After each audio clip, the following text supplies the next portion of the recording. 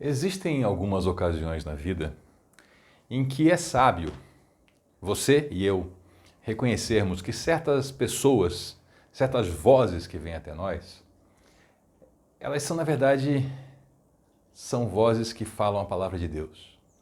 Em algumas ocasiões há pessoas que elas nem sabem que elas estão vindo a nós e elas estão trazendo palavras que são palavras de exortação, são palavras de disciplina, são palavras de incentivo. E que se eu e você formos pessoas que estudamos esse livro, que conhecemos esse livro, nós vamos ouvir essas palavras e nós vamos reconhecer que aquele conteúdo é conteúdo daqui.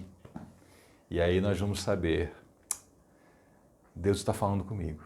Essa pessoa até pode não saber, mas está sendo usada por Deus para falar comigo.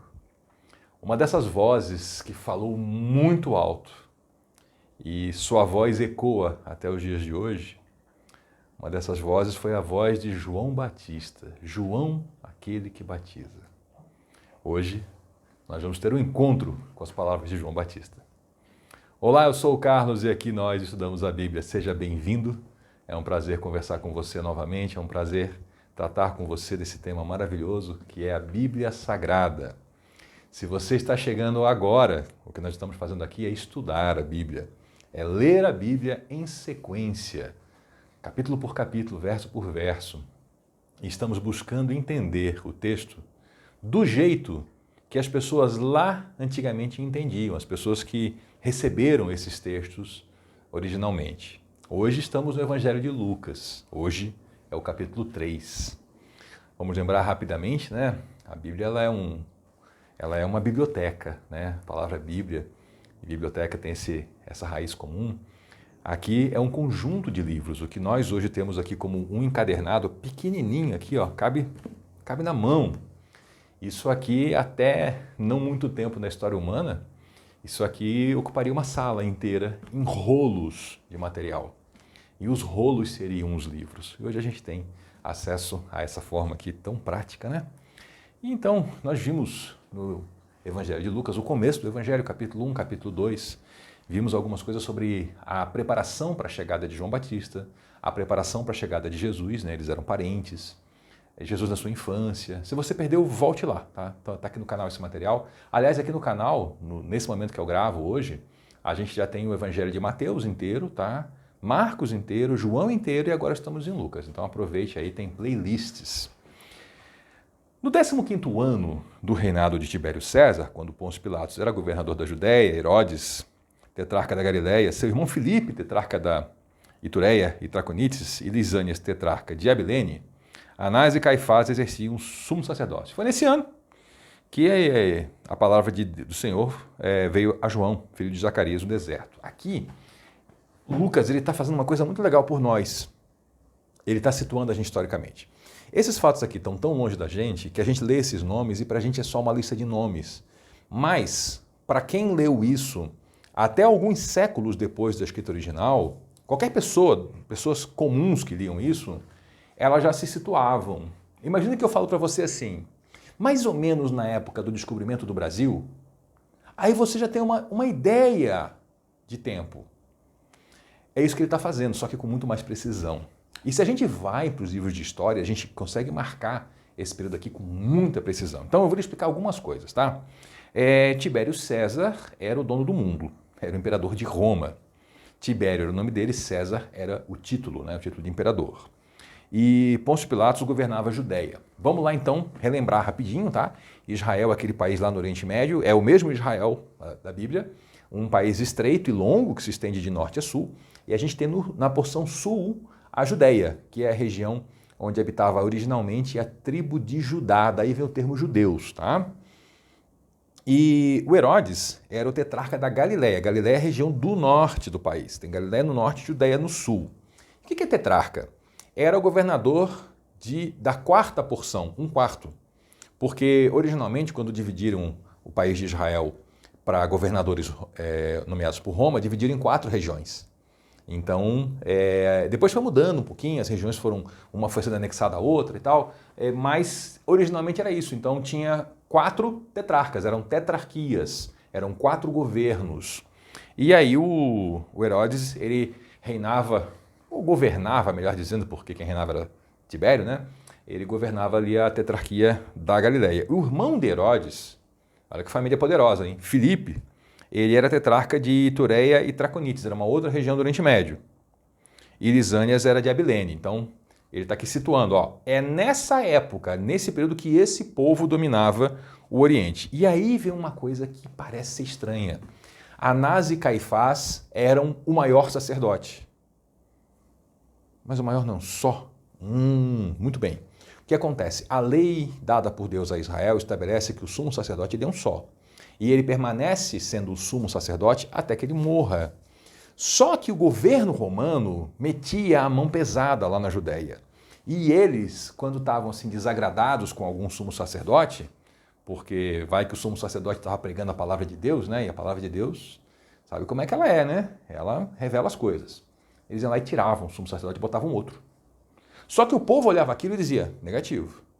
Já que o novo foi ungido conforme o rito no templo, ele é o sumo sacerdote. Mas o antigo também é, porque ele está vivo. Então o povo considerava Anás e Caifás, os dois, como sumo sacerdote. Teve um período que teve até mais, né? E eles eram parentes até, ali era sogro e genro. Então Lucas situou a gente. Foi nesse ano que veio a palavra do Senhor a João, filho de Zacarias, no deserto. Lembra da história toda? Zacarias, o anjo, nasceu João Batista, é esse. Você perdeu, volte um pouquinho, vídeos anteriores. E a palavra veio a ele no deserto. Lembrem que João cresceu e ele passou a habitar no deserto. Tá? O deserto é o deserto lá do sul do país, tem alguns desertos no Oriente Médio, mas tem um deserto lá no sul. E ele estava lá, e foi lá que veio a palavra do Senhor a ele. E ele percorreu toda a região próxima do Jordão. Lembra que eu falei que Galileia no norte, Judéia no sul? Então, o rio Jordão, ele corre de norte a sul. E aí, o João, filho de Zacarias, que é o João Batista, tá? Lembrando que o Batista hoje é um nome, mas não era um nome. Batista era uma função, é o que batiza. E ele não era o único que batizava, não, tá? Muita gente religiosa batizava naquela época. Então, o João percorreu toda a região do Jordão pregando. Aqui vem um diferencial. Um batismo de arrependimento para o perdão dos pecados. Por que é um diferencial? Porque o batismo dos outros não era assim. Por que se batizava naquela época? Para alguém se tornar judeu. Se a pessoa não nasceu judeu. Vamos supor que o cidadão nasceu na Síria. E aí ele foi morar lá na terra de Israel porque ele trabalhava para o governo de Roma. Lá ele conheceu a religião judaica, ele entendeu que só existe um Deus, que é o Criador do céu e da terra. Ele entendeu que esse Deus entregou a sua escritura, a sua palavra para esse povo. E ele resolve, então, se tornar um do povo judeu. O que eles tinham esse costume? Se batize. Mergulhe na água como sinal de purificação. E aí você, purificando, você entra para o nosso povo. E o João Batista pregava um batismo diferente, porque ele pregava o batismo para os judeus.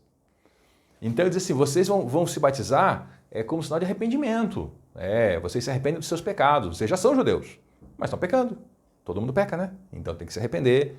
Mergulha nas águas como um sinal de, como se fosse assim, um sepultamento e um novo nascimento, né? E começa a vida nova. Era esse que era o diferencial dele desse batismo. E aí o Lucas vai nos contar o seguinte. Lucas, lembrando que ele escreveu, tá? Não foi para judeus. Lucas escreveu para o mundo grego. Mateus, se você já leu Mateus, já acompanhou aqui no canal, Mateus escreveu para judeus, Lucas não. Então ele fala que isso aqui é como está escrito no livro do profeta Isaías, o profeta. Porque esses gregos que estavam lendo Lucas nessa época, eles eram a igreja, eles eram o povo de Deus, então eles sabiam que existia Isaías, um profeta. E aqui vem a profecia. Voz que clama no deserto, preparem o caminho para o Senhor, façam veredas retas para Ele. Vereda é caminho, tá? Então é caminho, às vezes é um pouco, repete um pouco com palavras diferentes para dar uma ênfase. Todo vale será aterrado e as montanhas e colinas niveladas, ou seja, os acidentes geográficos vão desaparecer. Isso aqui é profético, tem sentido figurado, já volto aqui para lhe ajudar a entender. As estradas tortuosas serão endireitadas e os caminhos acidentados aplanados. E toda a humanidade verá a salvação de Deus. Se você vivesse nessa região que tem vales, tem montanhas, tem colinas, tem estradas tortuosas, e você fosse como as pessoas da época que viajava a pé, e você ouvisse isso aqui, ó, sabe o que você ia fazer? Você ia fazer assim, ó, que alívio. Ia ser a sua sensação. Porque isso aqui ia trazer uma figura mental para as pessoas de alívio para a vida, de uma vida melhor, de uma vida menos perigosa, com menos acidente. Entendeu? você fazia tudo a pé. Então isso aqui é uma figura de linguagem, mas que já traz essa ideia, opa, é um alívio, é um tempo novo, é um tempo onde se enxerga longe, não tem bandido atrás da colina, porque não tem colina.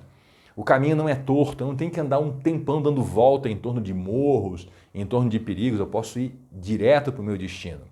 Dá uma sensação de alívio para o leitor. E aí fala, e aí toda a humanidade verá a salvação de Deus. Importante, haviam muitos judeus naquela época achando que a salvação era só para os judeus. Aliás, isso sempre existiu e existe até hoje, tá? Pessoas que acham que a salvação é só para o seu grupo religioso. E tem isso hoje entre cristãos, tem batalhas entre cristãos, tem cristãos que odeiam cristãos dizendo não, é só a minha forma de cristianismo que vale. E aí tinha gente que achava isso. E já estava anunciado lá no Antigo Testamento. Vamos lembrar que Isaías escreveu isso aqui séculos antes de Cristo. Isaías já escreveu, e toda a humanidade verá a salvação de Deus. Então Isaías já estava dizendo que o Salvador era para o mundo, não era só para Israel. Ele vinha em Israel, primeiramente para Israel, para converter Israel e Israel se tornar o quê? Os evangelistas do mundo, como se tornaram. Não esqueça que o evangelho chegou a nós porque um grupo de judeus se converteu a Cristo e saiu ensinando. Como é que o próprio Lucas, que era grego, chegou a ele o evangelho? Né? Ele chegou por meio de judeus. Então vamos lembrar disso que é muito importante. E esse João que batizava, ele dizia às multidões que saíam para ser batizadas por ele. O discurso dele era muito duro, tá? Então o pessoal vinha para ser batizado e o João dizia assim, raça de víboras, mais ou menos assim, bando de cobra. Quem é que deu a vocês a ideia de fugir da ira que se aproxima? Porque João estava percebendo que muita gente vinha buscar ele, a gente vai entender isso lendo os textos sagrados, lendo os 4 evangelhos, que muita gente não estava indo para ter uma conversão. O que é conversão? Se você pegar essa palavra e procurar no dicionário e olhar no uso comum, é mudança de direção. Você caminhava numa direção e você passa a caminhar em outra direção. Isso é conversão. Conversão não é aderir a um movimento religioso, tá? É mudar de direção na vida. E aí, isso pode coincidir com aderir a um movimento religioso, mas tem gente que está há 20 anos numa comunidade religiosa e um dia se converte, porque muda de direção. E aí João percebia que tinha gente que não vinha até ele porque queria mudar de direção. Eles vinham procurando um ritual, como se o ritual sozinho concedesse graça, concedesse o perdão dos pecados, concedesse uma fuga da ira que se aproximava, da ira de Deus. E ele falou, bando de cobra, quem é que ensinou isso para vocês? Porque não foi ele que ensinou isso. Ele ensinava o arrependimento. E ele sabia que não foram os profetas que vieram antes dele, que não foi o Antigo Testamento, porque tudo isso ensinava arrependimento. Então, ele dá essa repreensão. Bando de cobra, quem é que ensinou vocês a fugir da ira que está vindo? Né? Deem frutos que mostrem o arrependimento. Aqui está a chave. Tá aí, a pessoa faz o quê então? Se não é isso que ela faz, ela vai dar fruto de arrependimento.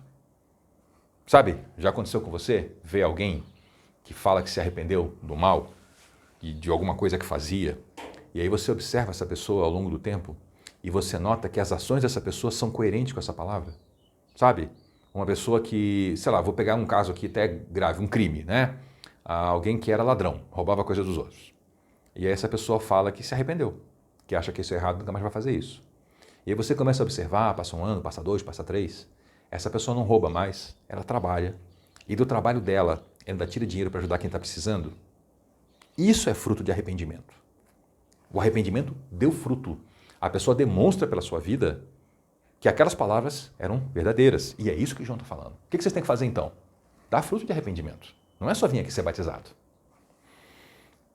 E não comecem a dizer para si mesmo, Abraão é nosso pai. Para um judeu, dizer Abraão é nosso pai é mais ou menos, para um cristão hoje, dizer assim, mas eu sou cristão, ou eu sou batizado, eu faço parte de tal igreja.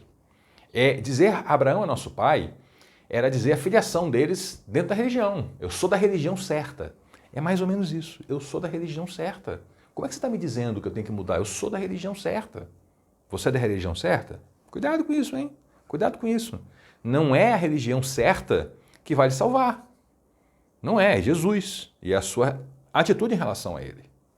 Ou você duvida que dentro de todas as religiões cristãs, todas, existam pessoas que não são pessoas de Jesus Cristo. Pessoas que estão lá só por estar. né? Não digam Abraão é nosso pai, porque eu digo a vocês que dessas pedras, lá tinha muita pedra, ele apontou essas pedras aqui, Deus pode fazer surgir filhos a Abraão. Então o negócio não é filiação a Abraão, não é esse o negócio. E ele fala mais, hein? Olha, o machado já está encostado na raiz das árvores. Toda árvore que não der bom fruto será cortada e lançada no fogo. Então é um aviso, uma palavra de dureza que ele está trazendo para o pessoal. Olha, o machado já está encostado à raiz de todas as árvores. Ou seja, já tem uma decisão para haver julgamento. Vai ter árvore cortada, vai ter árvore que não vai ser cortada. Então ele dá um discurso duro, porque João está chamando as pessoas para uma mudança de vida. E aí as pessoas começam a questionar João, mas questionar sinceramente, assim, João, o que eu faço então? E isso nós vamos ver no próximo vídeo, como é que essa conversa, como é que esse diálogo, e é um diálogo bom. É um diálogo bom, vale a pena ser lido. Volte na próxima que a gente continue. Muito obrigado por nos acompanhar até aqui. Eu sou o Carlos e aqui nós estudamos a Bíblia. Até lá!